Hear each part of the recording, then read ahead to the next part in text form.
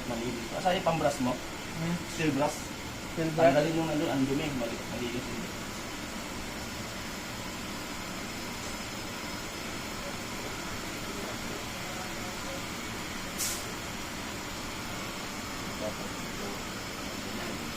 Kaya hindi rin niya magawa-gawa na ito ng pump. Karga na natin. Rotation ng pump. Rotation ng pump.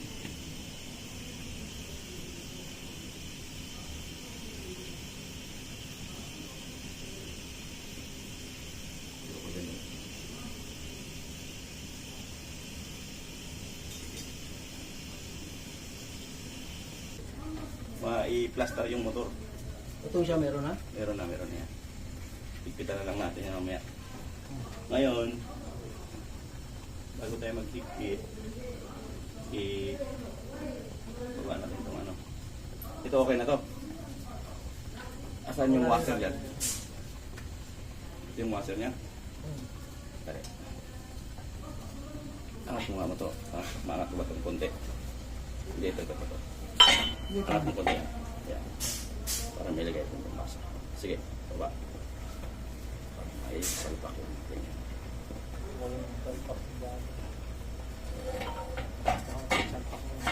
Salpak.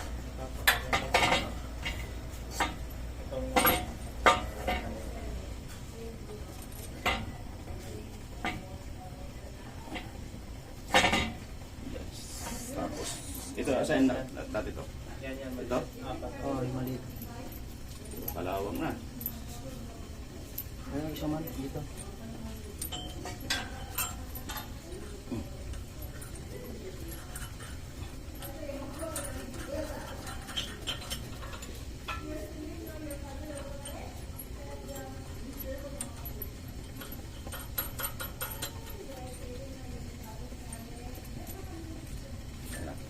Hindi, sa ibabaw sa isang washer sa taas. Lock nut sa ilalim. So guys, good afternoon. Isi-share ko lang sa inyo guys kung gaano ka-importante tayo mag-check ng amperahe, lalo na pag nagpapalit tayo ng isang motor ng pump motor ng sterilizer guys. So yung ganito guys, so yan. Pag nagpalit ka ng ganitong pump guys, kailangan mong, pagkatapos mong palit ng pump, kailangan mo i-check yung amperahe niya.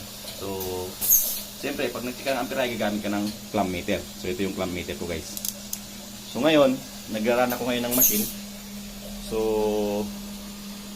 titingnan ko kung ano ba yung normal, kung normal ba yung running ng pump ko. Kasi bagong palit. So dito tayo kukuha sa connection ng pump. So ito yung sa pump.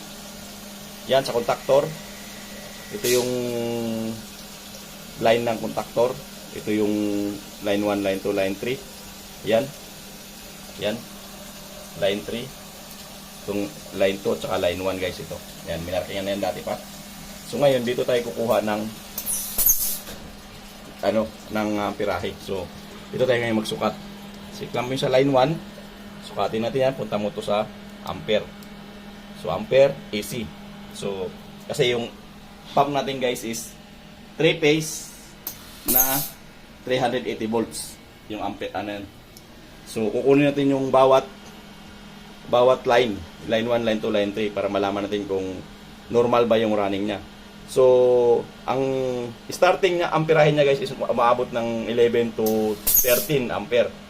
So pag na siya, stable na siya ng running, so dapat nasa mga 7 or 9, 7 to 9 ampere. So yan yung nakalagay sa specification ng motor guys, yung pump. So titingnan natin ito, nag-run ako ngayon. So nasa heating na siya, hindi pa aandar yung pump, mamaya pa aandar yung pump na yan. Antayin natin aandar yung pump para makita natin yung normal ba yung running ng pump o hindi. So depende rin kasi sa pump yan guys, sa specification ng pump mo, kung ilang amperahe. So ito kasi guys, malaki yung amperahe nitong pump na to. So sigurado mataas din yung amperahe niya. So pag maliit yung pump mo, maliit din yung amperahe. Pag malaki yung pump mo, malaki din yung amperahe. So dito natin malalaman ngayon.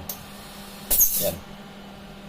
So So ito yung aming BMT na sterilizer. Ayan. BMT 6612 na Steribap. So parehas lang to ng mga parehas lang dito guys ng isang yung MMM na 6612. So ito BMT. So same lang ng company ng MMM. So antayin natin umandar yung pump para malaman natin kung ilan yung starting niya. So napaka-importante guys pag nagpalit ka ng pump. So bagong palit yung pump mo, kailangan mo talaga i-check muna yung amperahe, yung starting at saka yung running. So yun yung pinaka-importante doon. Kasi pag mataas yung amperahe niya guys, pag tumaas yung amperahe niya, may problema yung motor mo. Automatic guys magti-trip yung reset button mo. Trip. Ito kasi guys mga trip button, ano yan? Yan, yung dalawang yan. I-reset mo yan pag nag-trip yan. So ibig sabihin, may problema yung motor mo pag nagti-trip yan.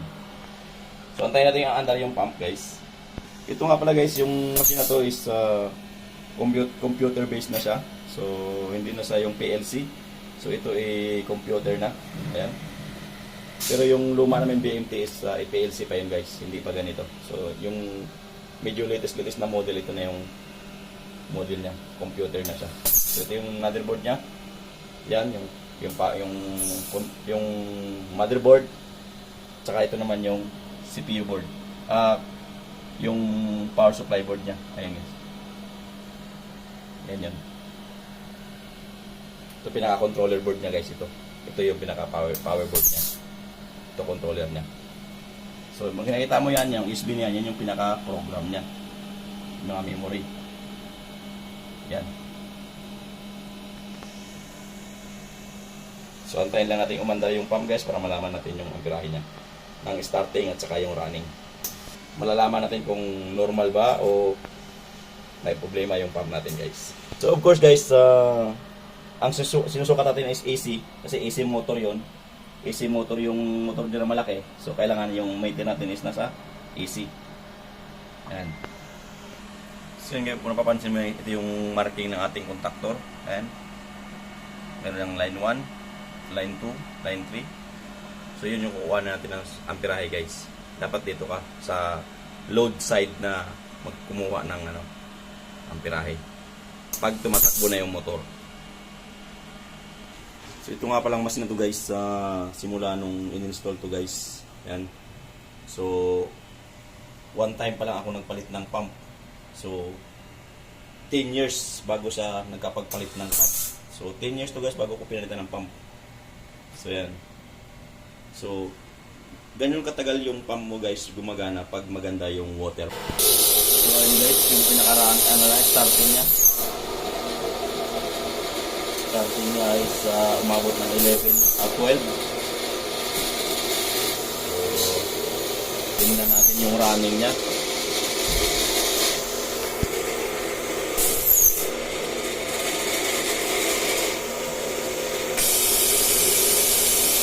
Ayan guys. So hindi pa siya nag-stabilize ng running kasi nga nagpapapasok pa ng steam. So nagbabago-bago pa yung andar ng pump. So antayin natin mag-stabilize guys. So dapat yan guys, yung line 1, line 2, line 3 is parehas sa 9.7 or 9.6. Dapat parehas yan.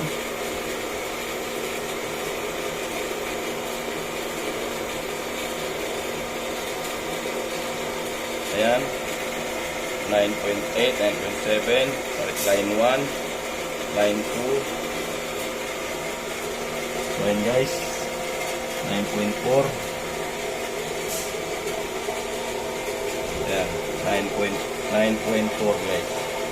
So hintayin natin mag-stabilize yung running niya. So tingnan natin kung pasok sa requirements yung guys, yung natin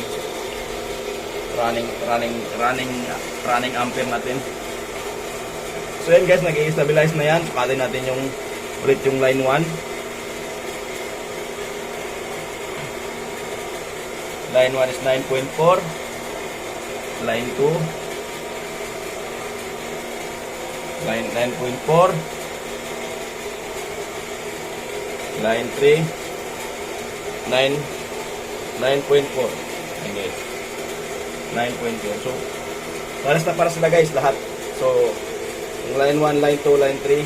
So, parehas. So, okay yung motor natin. Maayos yung pagkakabit. So, okay na yan. Yan yung pinaka-running niya guys, 9.4.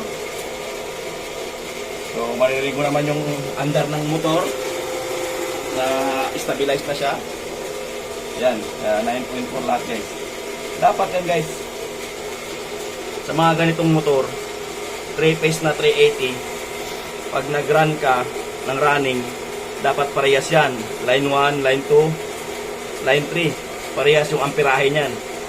Kung hindi yan parehas ng amperahe guys, ang baba yung line 1 is 6, tapos yung line 3, 9. So, magkakaroon ng problema yung motor mo. So, baka susunugin niya o yung contactor is sisirain niya guys. O baka may problema na rin yung pagbago yung palit ng motor mo, tapos ganun ang sukat mong amperahe. So, automatic guys, palitan mo na ng contactor. Ibig sabihin yung contactor nun, nagsi-single phase na o otherwise may corrosion na siya. So, hindi na maganda yung contact. Kaya ganun ang nangyayari. So, yun guys, ganun lang kasimple mag-check natin ng amperahe. Pag halimbawa magpapalit tayo ng bagong motor, so standard dyan sa mga requirements na kailangan talaga natin i-check yung amperahe ng motor, yung load pag nag-run, saka yung starting. Dapat pasok doon sa requirements ng motor mo. So, ayan. Okay na. So, ganun lang guys.